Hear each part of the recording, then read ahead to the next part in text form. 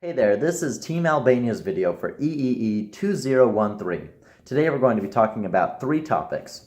Our first topic is going to be over genetically modified food. Usually this is just agriculture, but recently transgenic salmon have been brought to market, and this is the first genetically modified animal. We're also going to be talking about designer babies and the future of how that industry may just cause our babies to not be born with any more hereditary diseases. We're also going to be talking about ancestry and how studying our ancestry and companies that are testing that for us leads to a very profitable market, as well as teaching people about where they're from. Hi, I'm Kelly, and I'm going to talk to you about genetically modified food.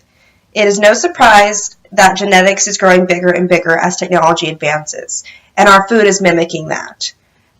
For example, Aqua Bounty Technologies just created the first genetically modified fish and announced this year that it sold 5 tons of transgenic salmon in the last year in Canada. In the last 2 decades since the commercialization of GM plants, this is the very first genetically modified animal to reach the market.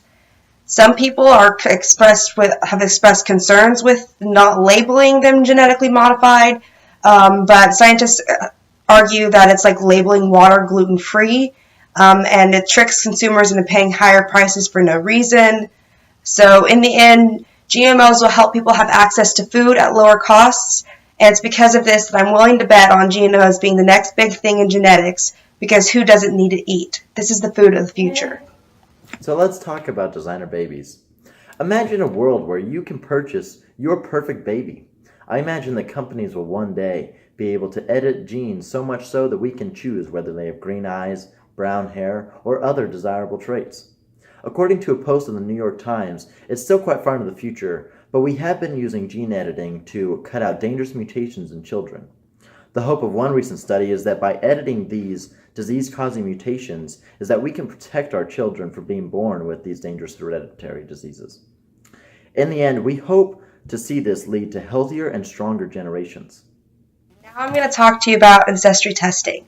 With genetic testing becoming so accessible, people have begun to use it to learn more about themselves. Millions of people have signed up to send their saliva out to be analyzed, willing to pay $100 to $350 to find out more about their genetic background. A growing number of companies now offer DNA tests that promise to pinpoint a customer's heritage, and with permission, identify genetic relatives. This includes geneticists like 23andMe and Ancestry.com. Ancestry testing using DNA is very popular right now, and it is so cool that where the world is in studying genetics, that things like DNA testing is so accessible for the everyday person. To bring this all full circle, we can see the genetics as a rapidly expanding field. As technology advances, so does our knowledge of genetics, and with that, new opportunities are going to arise. As those new opportunities open up, businesses will pop up to fill those gaps in the marketplace, and I imagine that we'll see many profitable areas from this. The future of ancestry testing, designer babies, and genetically modified food means that there's a lot of spots to be filled, and there's plenty of entrepreneurs out there to do it. I'm eager to see what the future holds.